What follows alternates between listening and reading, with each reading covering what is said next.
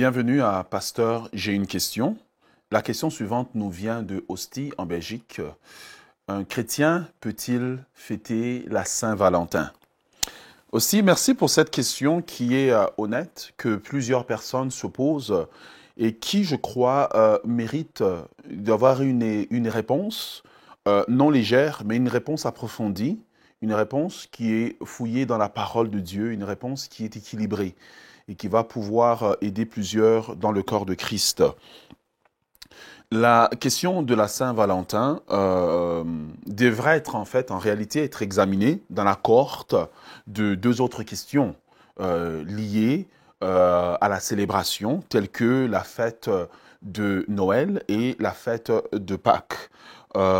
Et c'est un fait bien connu que ces dates-là coïncident avec certaines fêtes païennes qui étaient célébrées avant l'ère chrétienne et qui, lorsque le christianisme est devenu la religion officielle de l'Empire romain, ces fêtes ont été, disons, christianisées, ont été habillées, maquillées et on a rajouté certains noms liés aux grands moments du christianisme tels que la nativité ainsi que la Pâque. La parole de Dieu nous dit dans Jean chapitre 1, le verset 19, une réalité que nous devons connaître. Jean chapitre 5, le verset 1 Jean chapitre 5, le verset 19, nous dit ceci, que nous savons que nous sommes de Dieu et que le monde entier est sous la puissance du malin.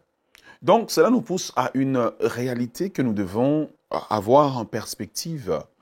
C'est que il y a toujours eu, depuis le commencement, depuis que l'homme a été créé, un effort de la part du diable afin de pouvoir pervertir et détruire tout ce que Dieu fait. Le diable prendra certains éléments de la parole de Dieu pour pouvoir les pervertir, pouvoir les détruire. Donc, dans le cadre de la Saint-Valentin, tel que exprimé Saint-Valentin, je ne crois pas qu'un enfant de Dieu devrait fêter la Saint-Valentin telle que présentée et telle que exprimée dans les médias. Et je veux que vous me suiviez jusqu'au bout afin de comprendre où je veux en venir.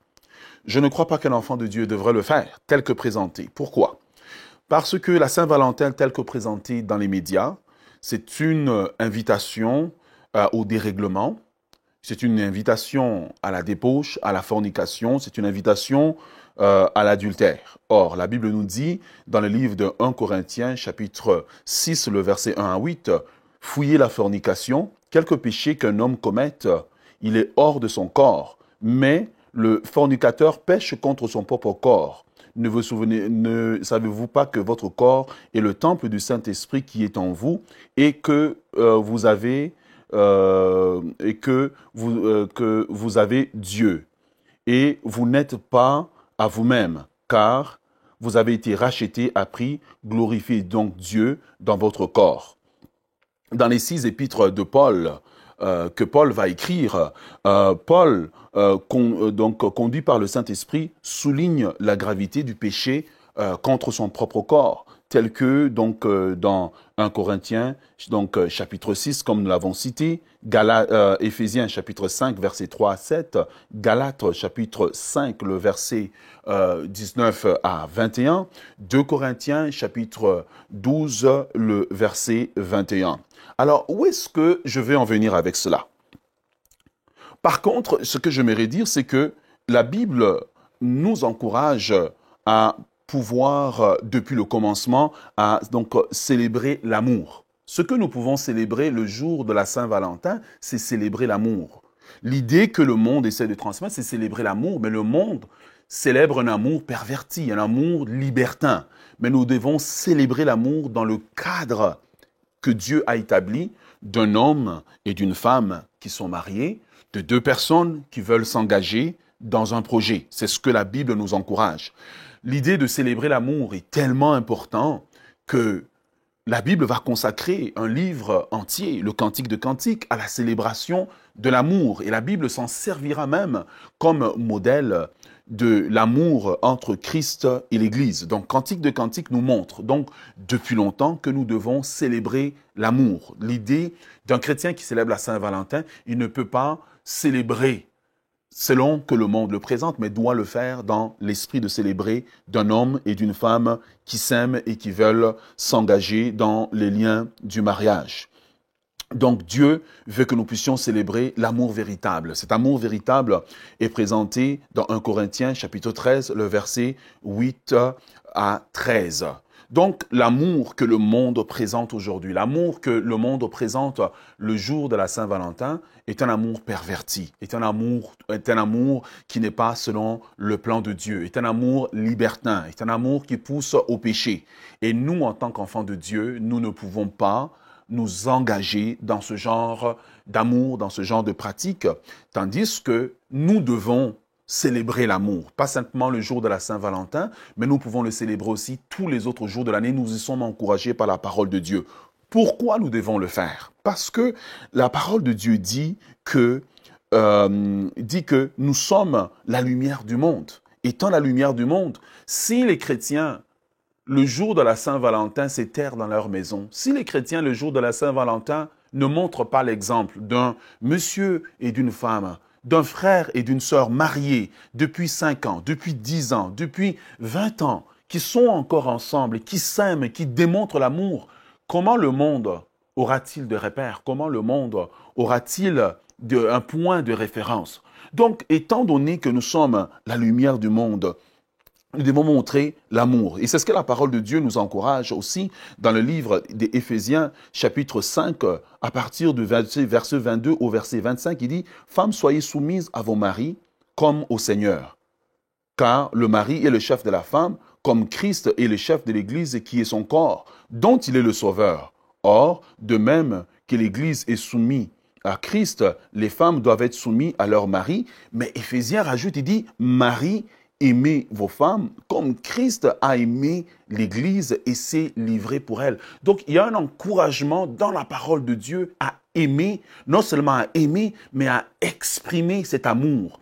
Et le monde autour de nous, qui est dans les ténèbres, a besoin de voir les enfants de Dieu qui célèbrent et expriment cet amour, non un amour libertin, mais un amour du royaume de Dieu. Voilà pourquoi Matthieu, chapitre 4, le chapitre 5, le verset 14 à 16 dit « Vous êtes la lumière du monde. Une ville située sur une montagne ne peut être cachée et on n'allume pas une lampe pour la mettre sous le boisseau, mais on le met sur le chandelier et elle éclaire tous ceux qui sont dans la maison. » Donc, lorsque nous allons célébrer l'amour selon les valeurs du royaume de Dieu, lorsque nous allons célébrer l'amour qui démontre l'importance et l'utilité du mariage, les gens qui sont dans le monde, les gens qui ne connaissent pas Dieu, ont un point de référence. Nous devenons cette lampe-là qui brille dans les ténèbres.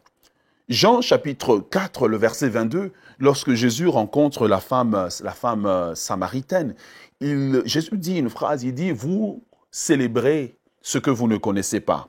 C'est la même pensée qui va être élevée par l'apôtre Paul alors qu'il est en train de visiter la ville de Corinthe dans Actes chapitre 17, le verset 21 au verset, à partir du verset 21 au verset 23, où l'apôtre Paul trouve dans la ville de Corinthe que les gens étaient tellement intéressés aux nouvelles religions qu'ils avaient élevé une idole intitulée à un Dieu inconnu. Savez-vous que le jour de la Saint-Valentin, le monde élève un autel à un Dieu inconnu. Et d'où la responsabilité des enfants de Dieu de venir avec le véritable amour qui vient de Dieu. Dieu est amour. L'amour original vient de Dieu. Et lorsque ces gens voient un couple chrétien, voient des enfants de Dieu qui démontrent leur amour, ils viendront poser la question, pourquoi vous êtes différents? D'où nous avons l'occasion ce jour-là de la Saint-Valentin de démontrer l'amour de Dieu et de parler à ces gens de ce Dieu qui aime le mariage, qui a donné des rôles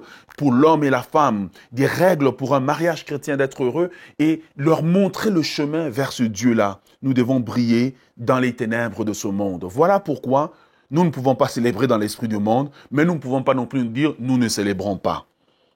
Alors, cela nous pousse à la sous-question suivante. Devons-nous célébrer la Saint-Valentin, ou bien devons-nous célébrer l'amour, pour mieux le dire ainsi, le 14 février? La Bible nous dit que lorsque nous sommes en Christ, nous sommes passés des ténèbres à la lumière.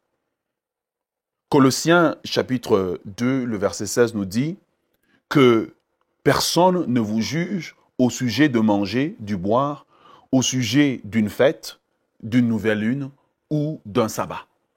Voici ce que la parole de Dieu dit. Donc, que ce soit le 14 février, que nous célébrons l'amour, que nous démontrons cet amour-là, ou que ce soit un autre jour, l'apôtre Paul dit ici que le jour n'a pas d'importance. Donc, si nous décidons le 14 février de démontrer de l'amour, c'est un jour comme un autre. Nous sommes en Christ, nous ne sommes pas liés par une tradition du monde ou par des règles. Un jour n'a pas plus d'importance qu'un autre parce que Dieu est au contrôle.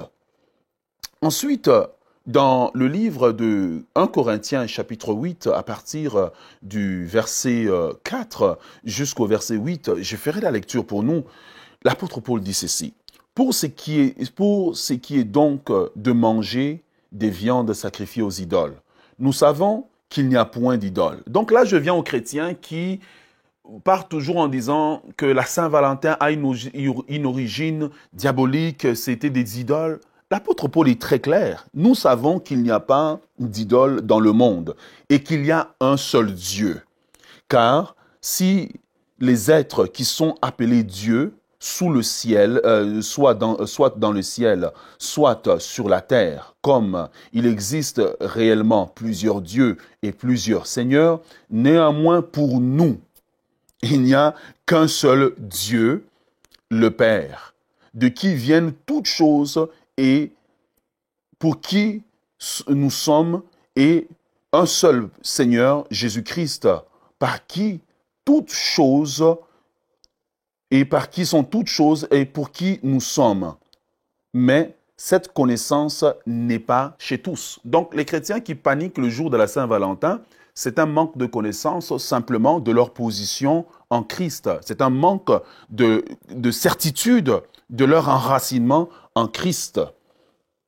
Mais cette connaissance n'est pas chez tous, verset 7. Quelques-uns, d'après la manière dont ils envisagent les idoles, mangent de ces viandes comme étant sacrifiées aux idoles, et leur conscience qui est faible en est souillée. Ce n'est pas un aliment qui nous rapproche de Dieu.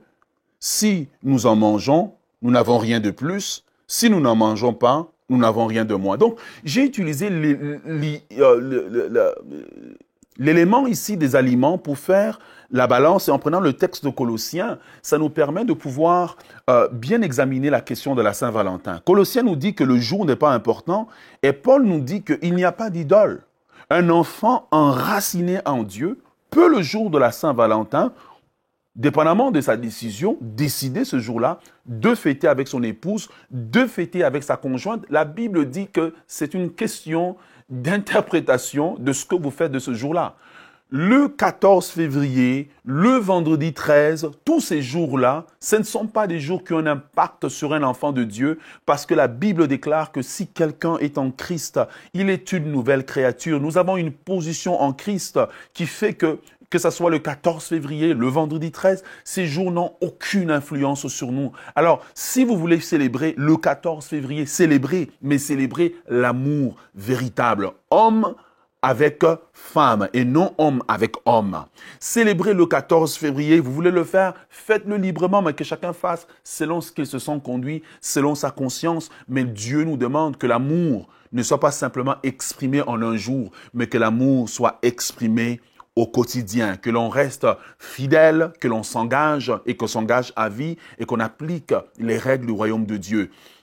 Donc, j'espère que par cet éclaircissement des Écritures qui ont été présentées ici, vous avez, ma sœur Hostie, vous avez un éclaircissement sur ce que la parole de Dieu dit. Ce n'est pas le jour qui est important. Nous ne célébrons pas la Saint-Valentin selon l'origine du monde, mais nous célébrons l'amour. L'amour vient de Dieu. Dieu est amour. Il est tellement amour qu'il a donné. Donc, en célébrant le jour de la Saint-Valentin, oui, vous avez le droit d'aller dans un restaurant. Vous avez le droit de donner des fleurs. Vous avez le droit ce jour-là de faire ce que vous feriez dans un autre jour. Ce n'est pas les ténèbres, le monde qui gouverne les enfants de Dieu, mais c'est les enfants de Dieu qui, ces jours-là, peuvent décider de faire des rassemblements, des couples chrétiens afin que les lumières brillent et d'inviter aussi des couples non-croyants, des gens non-croyants afin qu'ils voient comment on vit l'amour, comment on célèbre l'amour. Je finis en posant une question. Si l'Église se retire, l'Église dit,